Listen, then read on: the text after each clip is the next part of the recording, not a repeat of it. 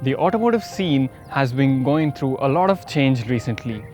On one hand, you have stricter emission norms, on the other you have the advent of electric vehicles, and then the roads are full of these pretend SUVs. These are bleak times, yes, but even in these dark times, you have a point of light shining through every now and then. And this, the new 2019 Ford Endeavour, is one of those lights that is there to still take forward the lineage of automotive history that we have.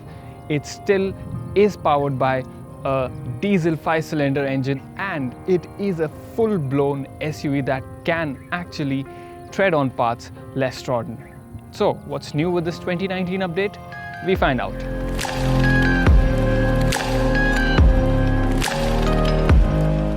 To be honest, things haven't changed drastically, and probably Ford knew, just like the Figo, they had a very good product at hand, so they did not mess around with the exteriors and the interiors too much.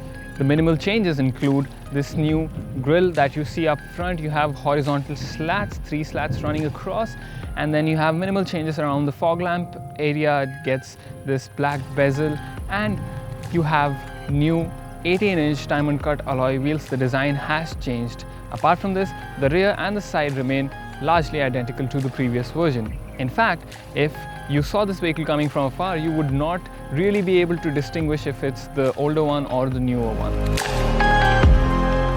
There is a feature hidden in the rear, and that is the tailgate, which, if you have your hands full, all you have to do is swipe underneath the car, move back, and the tailgate will open. Alternatively, you also have a button on the key fob. You press it twice and the tailgate opens. The third row seats, they can recline and come back up with the touch of these buttons, which is very handy. You don't have to pull a lever or stretch to bring it back up. Once you drop down the seats in the second row, you will have a little more than 2000 liters of storage space.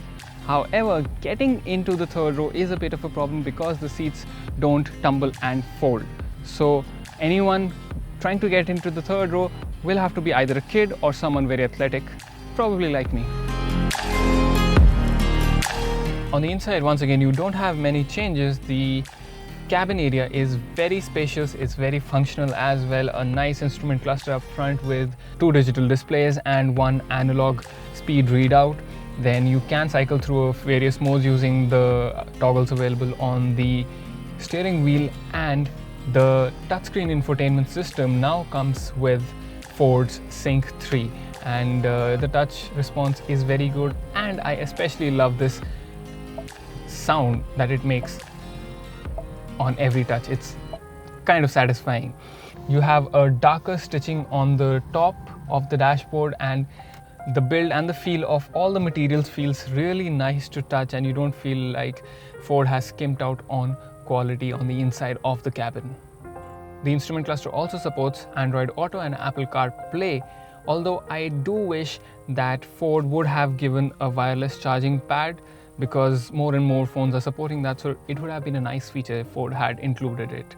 Also, in this top-end variant, you get 8-way power adjustable driver seat, as well as you have power adjustment for the co-passenger. I do feel the dead pedal, however, could have been positioned a wee bit better. Then obviously in this top trim, you get the awesome panoramic sunroof.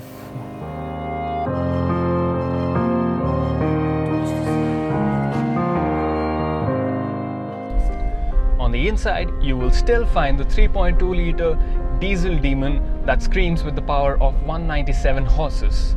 But what puts a smile on my face is the 470 Nm torque. You push down on the pedal, there's a wee bit of weight, and then it just plunges ahead. And that is a magical feeling. It's a feeling of rush that you enjoy every single time. The 6-speed automatic transmission does a good job of shifting between gears without bothering you, so you don't really notice the gear changes.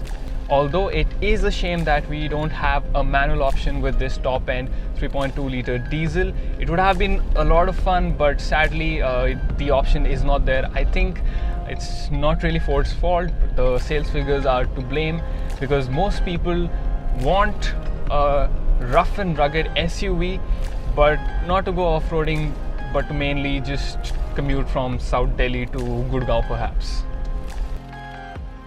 The suspension setup is slightly mushy, but then that is required of this vehicle because it helps you tackle the broken roads, the speed breakers, especially when you are carrying your friends and family around. With a vehicle this big and this powerful, you cannot skimp out on braking performance, and Ford has not done that. You have very powerful disc brakes, you have ABS with EBD, so coming to a halt is pretty confident, and the vehicle stops in time even if you are going at high speeds.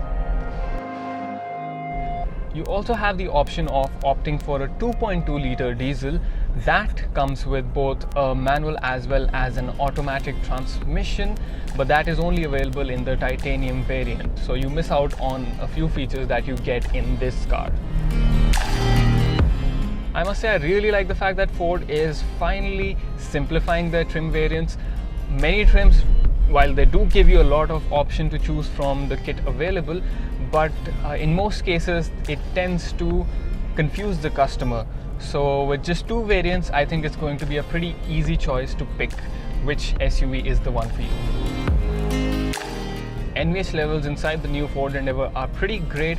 It's quite a nice cabin which is insulated decently. Ford has employed active noise cancellation. But having said that, the sound from the diesel, that sound, still seeps into the cabin.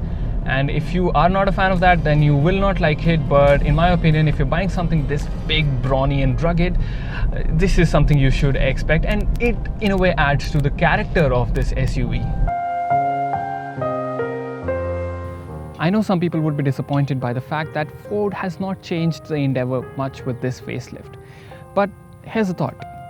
In a time where almost everything seems to be changing, everything that you knew is changing, it's, I think, good to have something that stays firm, stays the way it was, and that is the Endeavour.